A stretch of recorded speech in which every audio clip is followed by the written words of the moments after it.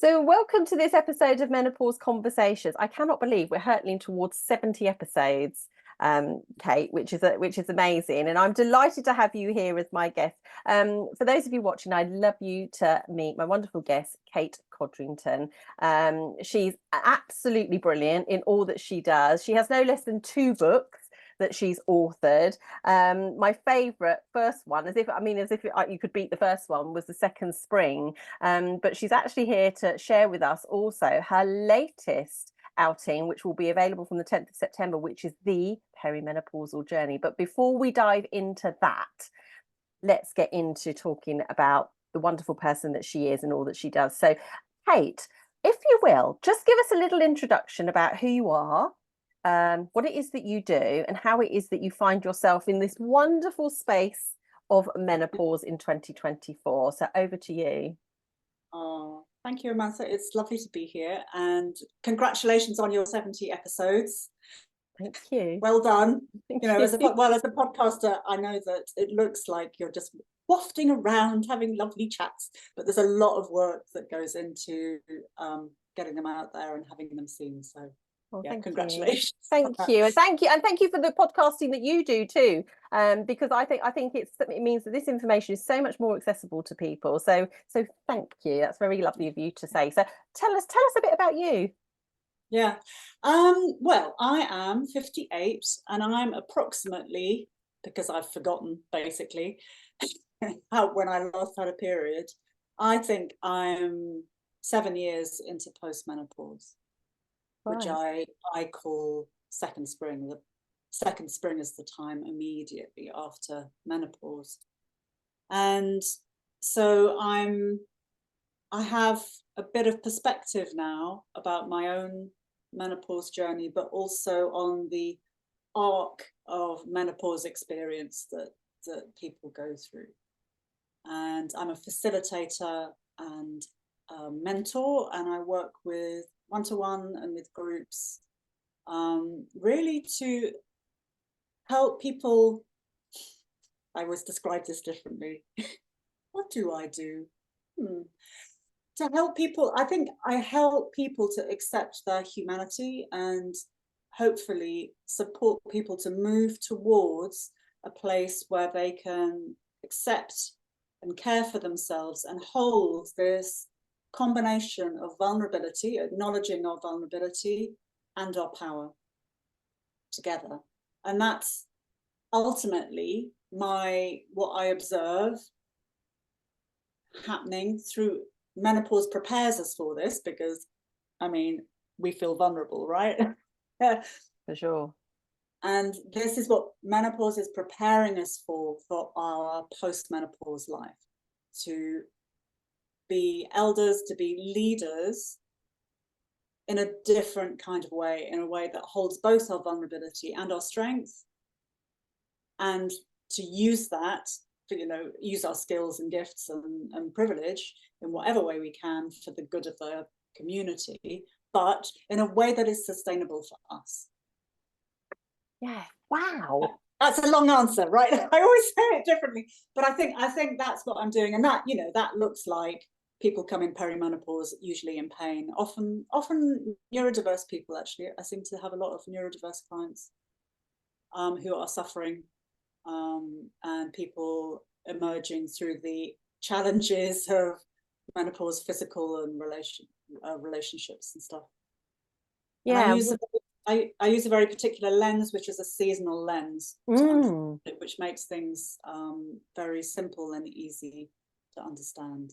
Yeah. So could we start with that then? Because that's where I first heard about you. And your ears are always burning, because I always mention you during my workplace menopause sessions. And I know we always talk about the cultural element of menopause. When I'm working with my lovely colleague June Potts, and we talk about second spring, and we talk about how in some cultures, this is a time where people are revered, they are seen as those people who have that wisdom, and they're traveling with that, and they're a level of respect. And then there are other cultures where it's not quite the same thing, but we always talk about the bear and the second spring. And so would you mind just helping people understand then, because maybe people aren't aware of this concept of seasons? Would you mind just explaining that? I think that we can't repeat it enough. And Yeah. to people who've heard it before, hearing it again with a different lens is so helpful. So this is really the very simple idea that we have times of expansion and times of contraction, times of healthy, egoic, yes, I can, and times of reflection when we feel we want to go inwards and see what has happened, to reflect, to let go. So there's this, and you can see it in the breath cycle, in the circadian rhythm, in the menstrual cycle very clearly. The first half post menstruation and into ovulation is very expansive. I can, I do, you meet the world, it's outward focused. And then the premenstruum comes and we crave space. We look inwards, we come in touch with our boundaries, our values, our feelings, our needs. So very inconvenient, right? Oh, I have needs. Oh, and winter is to do with rest and quiet and really stepping back from our lives. So ideally, for some time, we might want to step away, but we can step back a little bit. And this pulsation happens through our lives. So if you think about our teen self as springy, you know, we want to engage with the world and discover and find out, test who we are. You know, you have that kind of meeting with the world, and often it's very painful and it hurts like hell. And then hopefully for most of us, we could then go back into safety of some sort to recover and then go out again. And our summer is more expansive. It's more about who we are in the world, having our spirit expressed in the world. So whether that's through business or having a family or activism or creative projects or whatever it is, we want to be seen and validated out there. And then perimenopause comes. This is autumn of perimenopause. And we get to feel our needs. We get to feel where we haven't cared for ourselves. We get to feel where we've been disrespected. We get to feel injustice in the world. And we get to feel our vulnerability. And we are being asked through perimenopause to learn how to care for that. And in the winter of our menopause, we're coming into a sort of more into a sort of acceptance. We stop fighting the process quite so much, hopefully. And then after winter, of course, it's spring, and that heralds a new beginning and a new cycle of, you know, the great storms and the tornadoes of menopause have lessened and quietened. And then you come out, you know, you tiptoe out back into the world, wondering, well, who, you know, if I'm not that, if I've let go of all that, whatever it is that you've let go of through your perimenopause and menopause, then who am I now? So it has real echoes of our spring, our first teen spring. And, you know, there's a lot of pottery classes being signed up for, a lot of those like nutty charitable things. Yeah. I'm going to do a full muddy thing. Like, that's not me, clearly. It's not me. It's our lovely mutual friend Joyce Harper, though, isn't it? Yes. Joyce is always up to some adventure. She's always up to something, isn't she? Which is great reminder for us, for those of us that are maybe quite ready or maybe not quite in that place. But I think it is so wonderful to have those. How does beacons. that sound? Does that describe? Really resonates with me. Yeah, really. Well, it personally resonates with me, and it resonates with just about everybody I mention it to. Particularly, I mean, if I can just ask you for your opinion on that. I mean, is it possible then that is it all about the perimenopause really before we find our second spring? Is it possible to find your second spring during your perimenopause, or is it invariably once you've come through that? And as we know, menopause is just one day, so then you're into your post-menopause. Is it more likely that we're to experience our second spring and our post-menopause? What do you think? Well, this seasonal map is an archetypal map, and like all maps, it's very, very it's 2D. right? And we know life is messy and chaotic and stuff happens and nothing is as it, nothing progresses neatly in that way. So yes, it is absolutely possible to feel the fresh breezes of spring when you're in perimenopause. Yeah. And you can use that freshness, that newness, to feel into how you can nourish yourself. So the direction, I would say, is the temptation is to say, oh, I've got some energy. Holy moly, Christopher Columbus.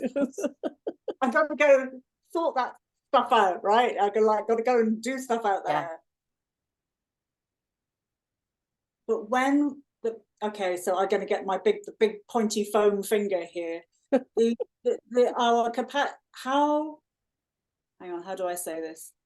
The more we can resource ourselves through our perimenopause and menopause in every sense. So, broccoli plus mates, plus having a laugh, plus hugging trees, whatever your thing is, right? Watching comedy movies is always, Mamma Mia is always on, Yeah, exactly, on loop. So our capacity to nourish ourselves in our perimenopause will reflect directly on how much energy and health you have in your postmenopause.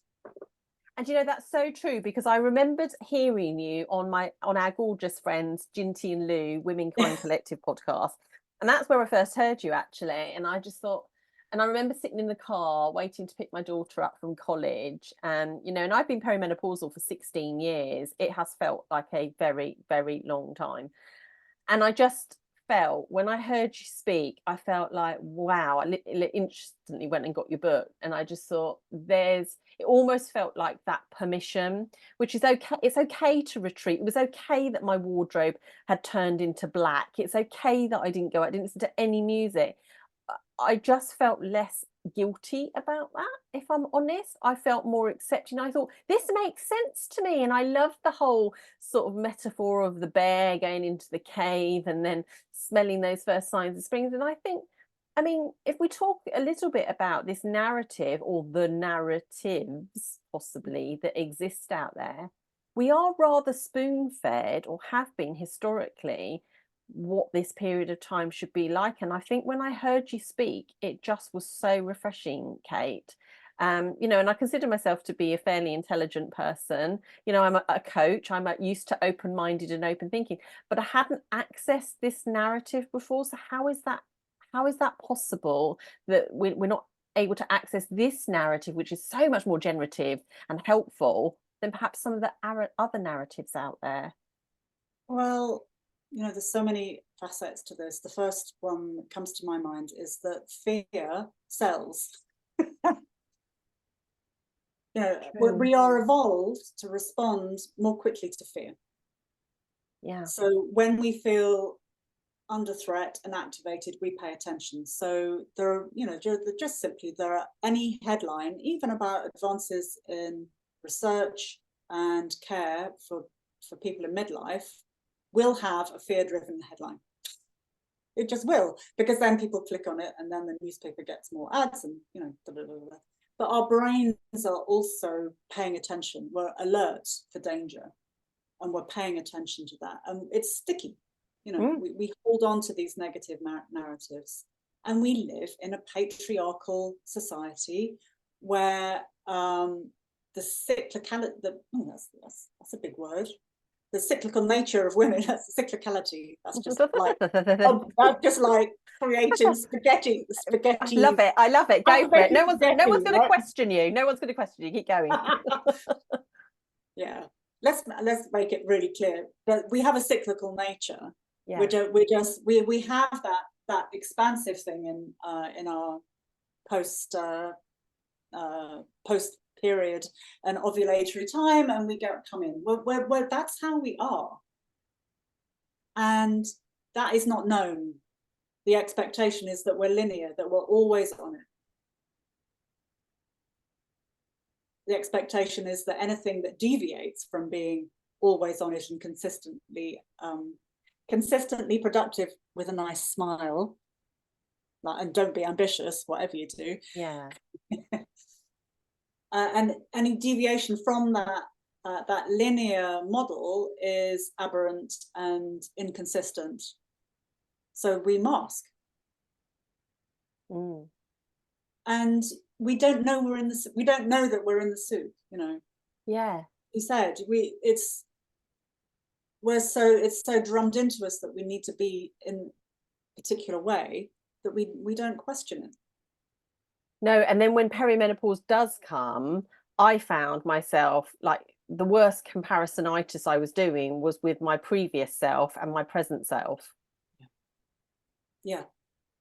Because of the narratives of, well, you know, if you're not as good as you were before. And you know, for me, the things that I noticed most was, you know, like in the mornings would be terrible. I'd be procrastinating. I'd just be going, oh yeah, well, I must be, you know, a night owl, so I don't really get going till midday. And then it was like a self-fulfilling prophecy. And then I was having to work twice as hard from 12 o'clock onwards, and, you know, to keep comparing myself to who I was.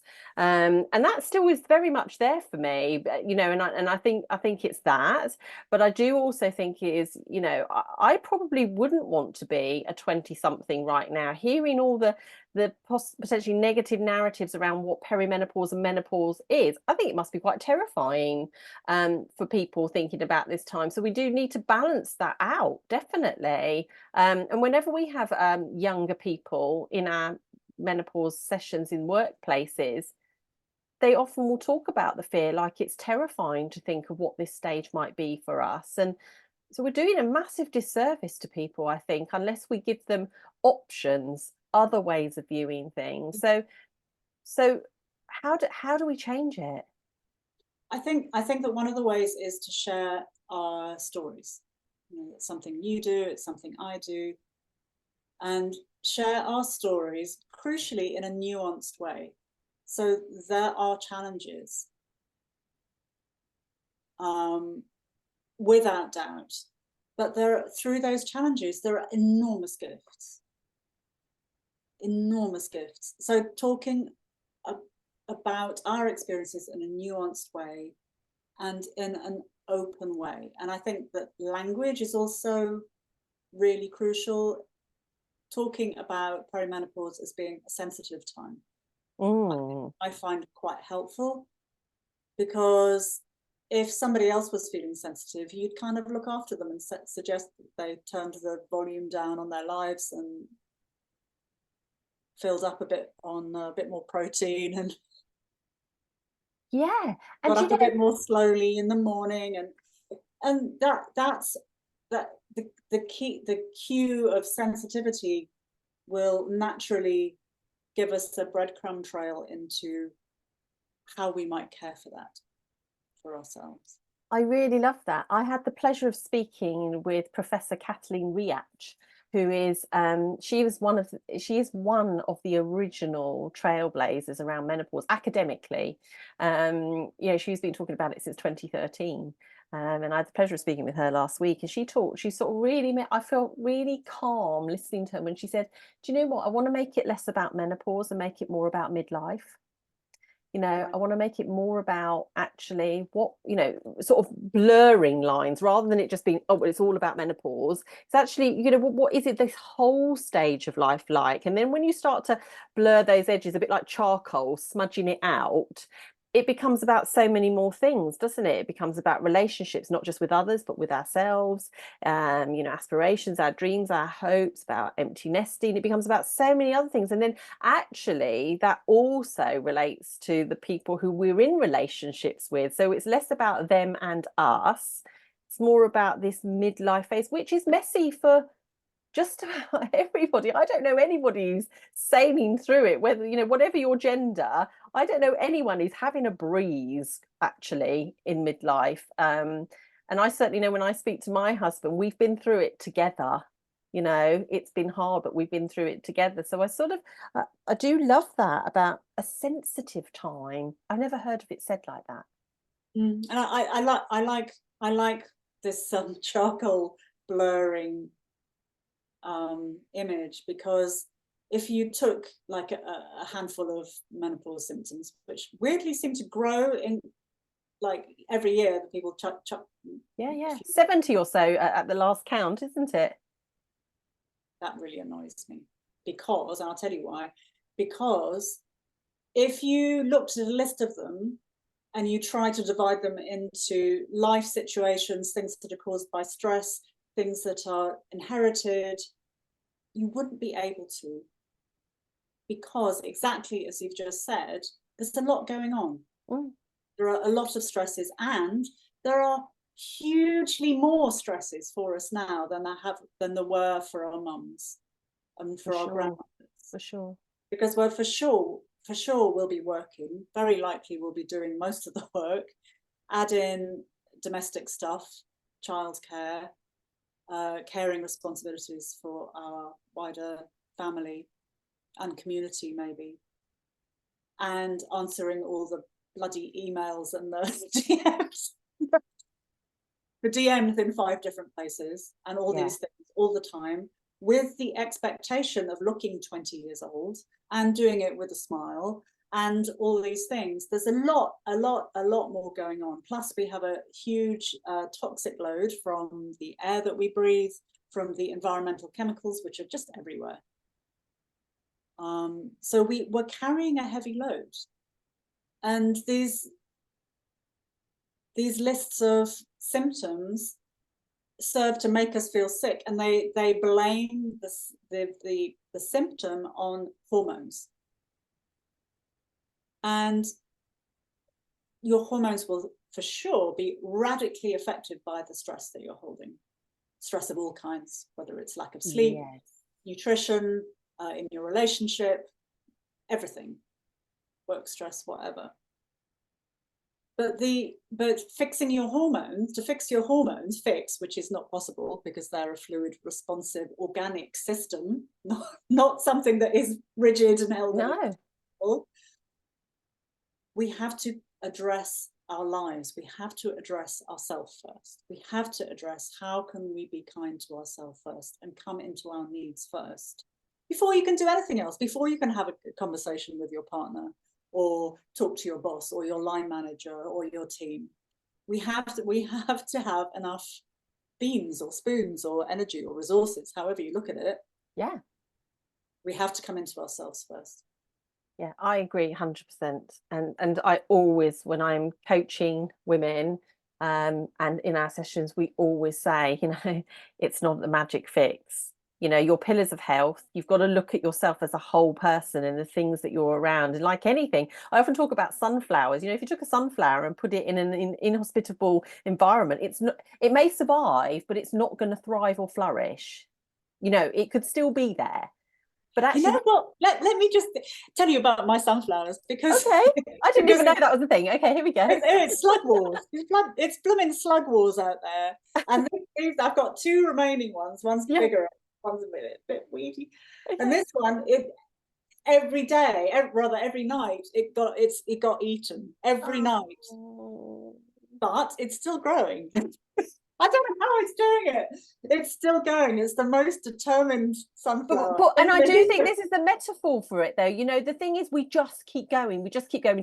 But actually, how often do we stop and say, am I thriving or am I surviving? I can speak very, very personally about, cortisol overload, a dysregulated nervous system. I've had a dysregulated nervous system all my life, which is pretty much why I'm sure I've dipped in and out of my hormones for 16 years, because I was partially accessing a lot of the things that I could use to help myself. But of course, the next wave of things would come in and dysregulate me even further. But, I think that's probably one of the most powerful messages I want people to understand is, a certain narrative will set people up to, inverted commas, fail with regards to HRT, because it's not the total answer. We need to regulate ourselves. Like you say, I really liked how you said, it's about, that sensitive time, but those connections, but most importantly, the connection with ourselves. We've probably never stopped to assess what is that connection. And like you say, it changes throughout our life course.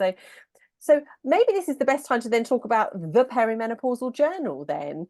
How first of all, tell us what it is. Tell us how you decided, having after the success of the second spring, which, like you were telling me, has been chosen as one of the top 7 books in New York for people to read around menopause, which is amazing. What was your inspiration then for the Perimenopause Journal?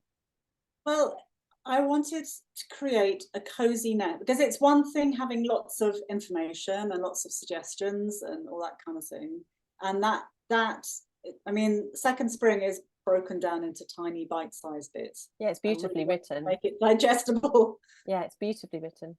Thank you. And for the journal, I wanted a place for people to actually put that into practice, so that very simply it can be.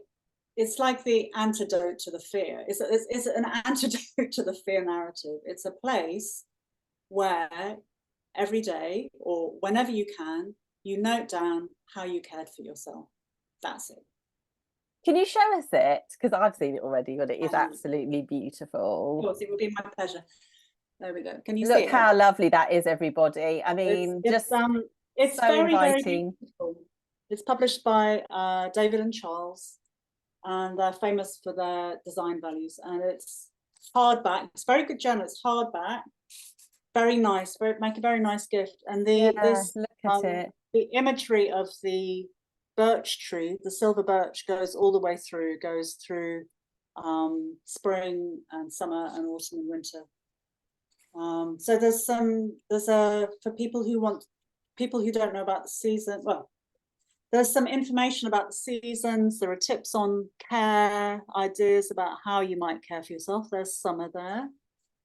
And then for each season, there is a guided meditation, a Yoga Nidra, and you can get those from the QR code there. Yeah, tell us a bit about Yoga Nidra again for people who are not familiar with that, because that's another specialism for you. Yes, it is. It's a guided meditation that is. It's like, I'm a terrible meditator. I've tried for decades, and I'm like SpongeBob SquarePants on a cushion. I love that honesty. Of course. Of course. Well, what's the point in sort of making it? There's a particular kind of person that makes their spiritual cachet into status, and that's just not helpful. But yoga nidra is meditation for people like me who find it hard to hold space for themselves to meditate. So it's akin to being tucked up in bed with somebody reading you a lovely story. And the story is about in these nidras in here is about integrating the aspects of each season, so that you can effortlessly get some rest, lie down or sit down, whatever you fancy, take a break from your life and feel into the seasons and feel into the sort of elemental forces at work, so that you don't have to think about it or learn about it or make it into an overthought, difficult thing. It can just be part of your insides, and they always involve a body scan. So if you like body scans at the end of yoga, you can commonly get them at the end of a yoga class.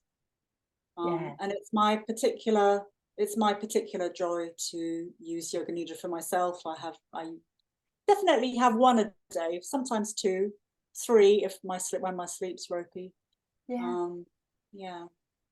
They're lovely. I did one yesterday. This will make you laugh. So we were talking a little bit before, and we said actually, in August 2024, it started very turbulently. So I sort of felt like I needed to take some time out for myself yesterday, and I quite like using the Insight Timer app. And they've got all sorts of amazing meditations on there. But I found myself in quite an unusual place yesterday, where I heard the singing bowl ringing 3 times. And I was dutifully waiting for someone to speak to me. And do you know what it felt like? Do you know what it felt like, Kate? It felt like I was in a room with the lights off, and I was just like, okay, I'm on my own. And I actually sat with the uncomfortableness of okay, so there's nothing else coming then. So but actually I was okay with it. And eventually, I mean, we always laugh in my house. If I say I'm going for a meditation, that everyone knows that means asleep. Um, everybody in my house knows that.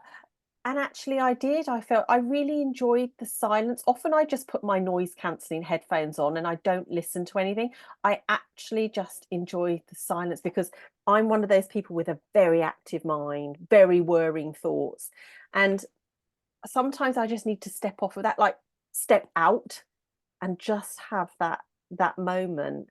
And I do love guided meditations. I must admit I haven't done a lot of yoga nidra, but the way you've described it there, I love all of those things. Rest, take a break, body scanning. Yes. So you've inspired me today. I shall treat myself. And maybe that's the wrong terminology, treating myself. It should be or could be as part of my self-care routine. But maybe having a journal is something that people can use to encourage themselves Yeah, to absolutely. And lead. even if you write down no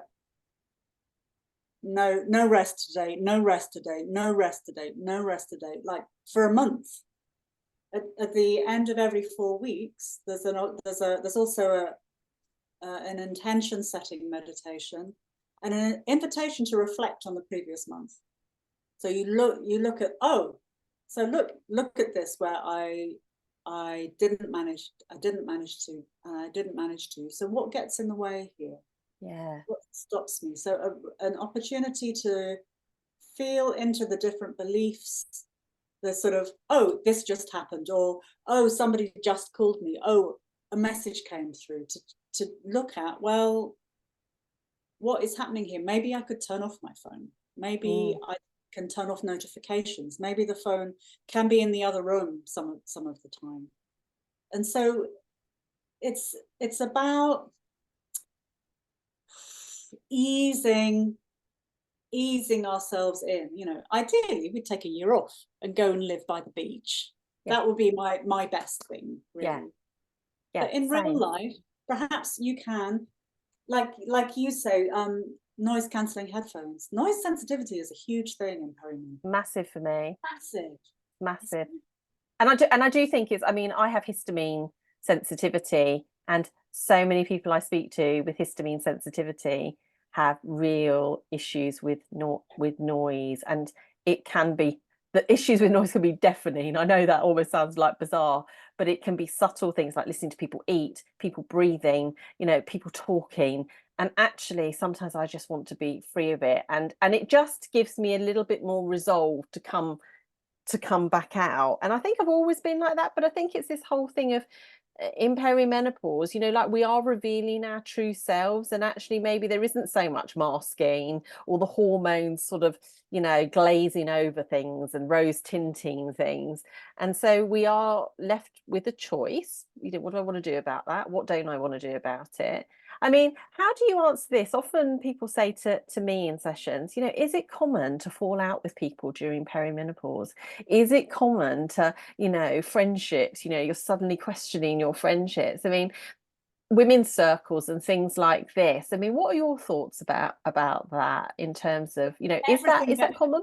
Yeah, absolutely. Goodness, because everything it gets questioned, and it's autumn, everything gets questioned. So what's that for? What is it's like a reckoning, how much did I give and how much did I receive? Is it really, are the scales really out of whack? Are they not?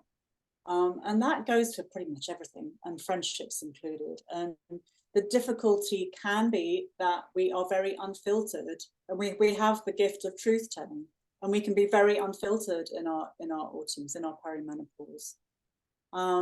And hopefully you'll have enough connection and enough trust in your relationship that you can talk about this. And again, bringing in the seasons is just really helpful. It's a shorthand, and you can say, I'm really autumnal here, so I don't have much energy, and I'm really sorry, but there's this. Or the other thing you can do is to journal, to write. I mean, I'm a writer. I write stuff. It's my place of ease and expression.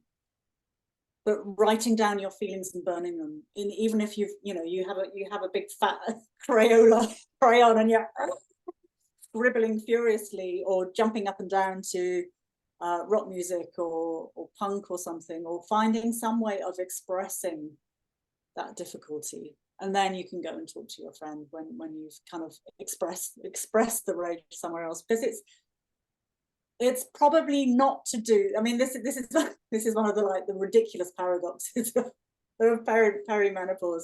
It's probably not to do with the current situation. It's probably to do with something to do with your childhood, sure. something that happened years ago, and the way that colors your current vision. So it's probably not to do with whatever's happening now, I would guess. And really, really important to remember with perimenopause is remarkably little of it is personal. It's not that you failed. It's not that you're useless. It's not that you've been eating wrong all your life. It's not that you had childhood trauma. It's I know this sounds like contradictory. It's none of that. It's because there isn't space for us to let go in our society. There isn't room for vulnerability in our society for any gender. Cis men, cis women, non-binary people, room for vulnerability. We are required to be masked and operate in a linear way. And that is the problem. It's not a personal failure. It's systemic. Yeah, well, it's like your sunflowers, isn't it? You know, they're in an environment where there are too many aggressors in the form of slugs. So really, that's you know, not. I can imagine the slugs would be like, oh my gosh, got kudos. We're seen as aggressors, you know. But it is that. I mean, I definitely feel that I've let go of quite a lot of friendships, relationships, because I think I probably spent a lot of my 30s and 40s in a fawning-like state, ingratiating myself with people because of a fear around vulnerability and needing to be a certain type of person in a certain type of way. I think I largely arrived in my perimenopause thinking, I have no idea who the bloody hell I am, actually. And that's how it felt. It felt so discombobulating, like I was like questioning everything. But I can definitely say in the last 2 to 3 years, a significant number of people are no longer in my circle because I've woken up to the idea that actually I'm not that person anymore. And therefore, everything that I accrued at that time, friendships, all sorts of things, I'm like, I can't service those things anymore because that's not me. I'd have to go back to being a fawning type person to service those relationships.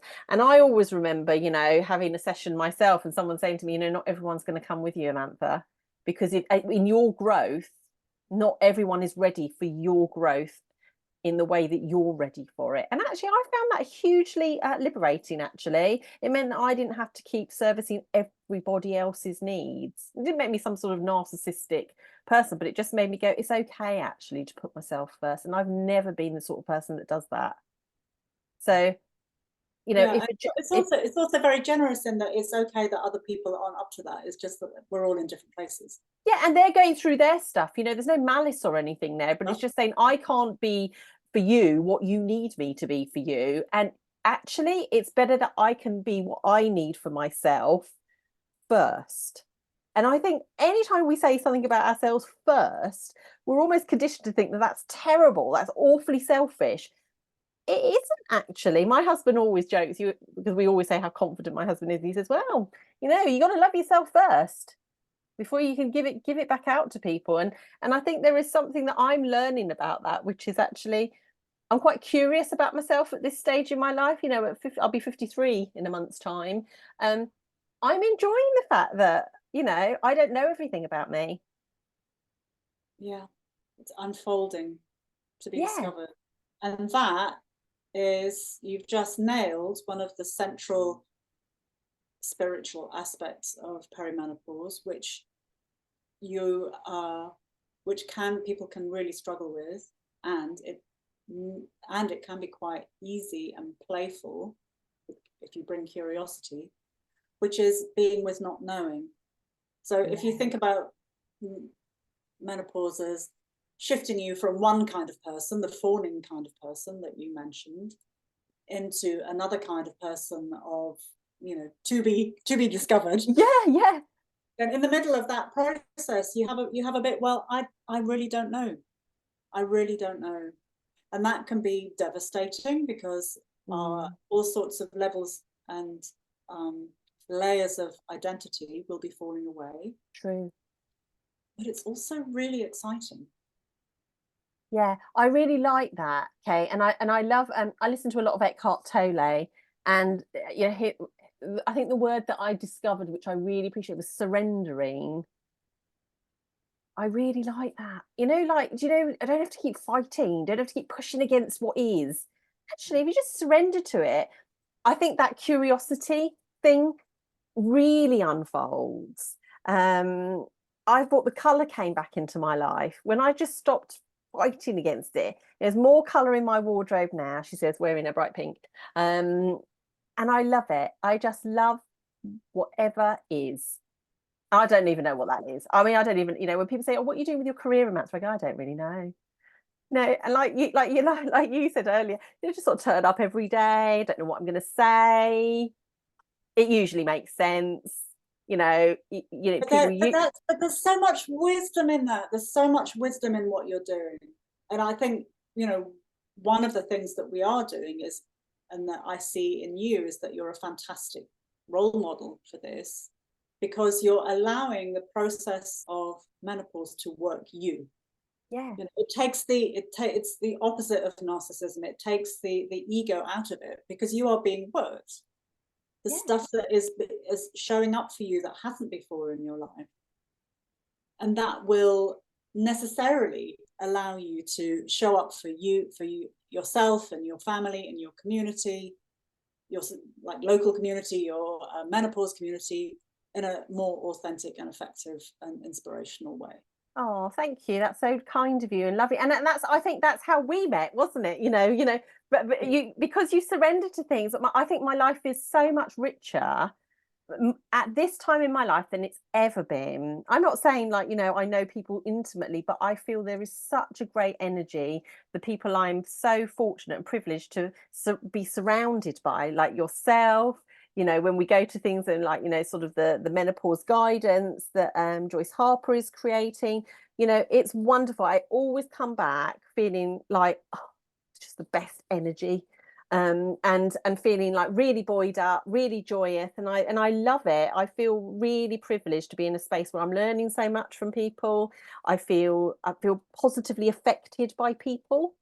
It's very easy to feel negatively affected by people, I think, like we said, during this time, because we're so aware of connection, you know, that energetic connection. I've really become much more aware of that, and I'm also very aware of where I'm not feeling great energy from people, so I'm very, very aware of that. And I love the fact that you're educating me genuinely. People like yourself, people like Rachel Lancaster, you know, people like Joyce Harper, we're you know, there is always another opinion, not just the one that we're spoon fed. And I suppose what I'd like to encourage people to do is to lean into that. You know, whatever you want to think is whatever you want to think. But you know what, you know, if you can lean into that curiosity, if you can lean into that connection, I suppose one of the last things I just want to ask you then is, you know, what is your hope for people during this time? Like, if we came back and did a pulse interview in, say, 3 or 4 years' time, what would be your hope around the sort of narratives around this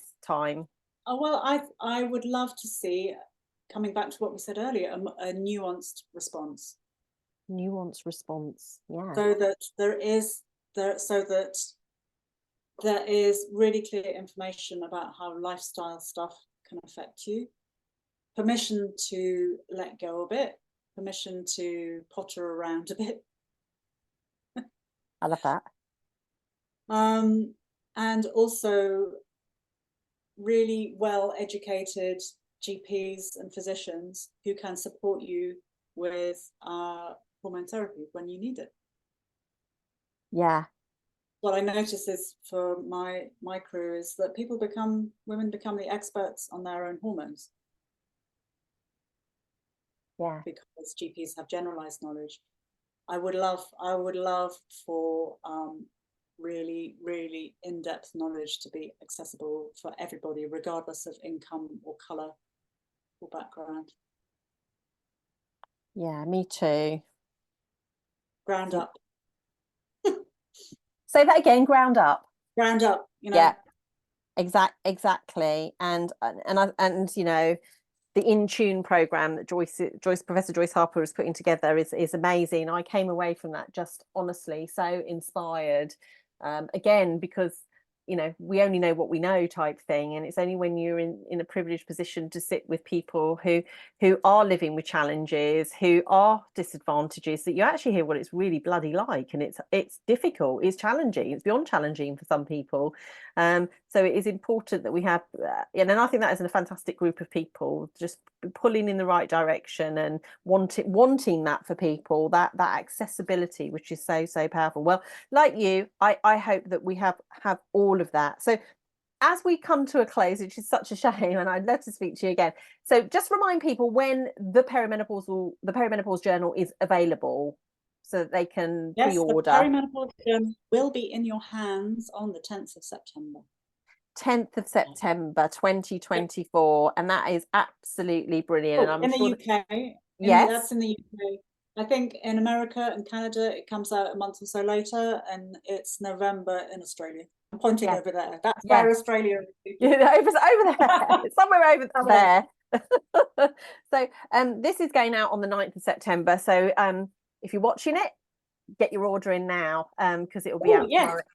Actually, I should say, if you do pre-order, then you get a golden ticket to the Rage Against the Patriarchy disco. I forgot to say that. And quickly tell us about that. What's that? I wave the journal around a bit and say, look, you fill that bit in and that bit in and that bit in, and then I've got a cracking playlist to jump around on Zoom. So you just get to dance for an hour, basically. Amazing, which is such good energy. It's so good for us, isn't it, dancing around? Well, that is brilliant. Well, thank you so much, Kate, for your time. Thank you for your inspiration. Thank you for giving us 2 great books to lean into. And I really recommend both of those. And as Kate says, great as gifts for other people, great to have in your friendship circle and to loan around or to share around. And if you're really feeling generous, buy some copies and donate them, because that's a wonderful thing to do too.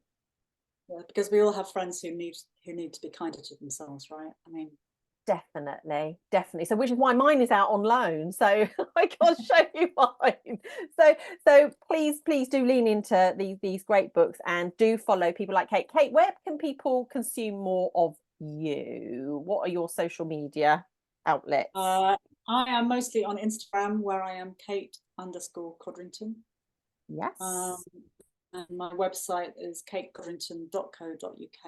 And if you're curious about Nidra and you need a bit of a rest, you can access, there's a free resource library. You can access lots of different Nidras there, and you can find graphics of the seasons and sort of more information to kind of set up your life to be more restful.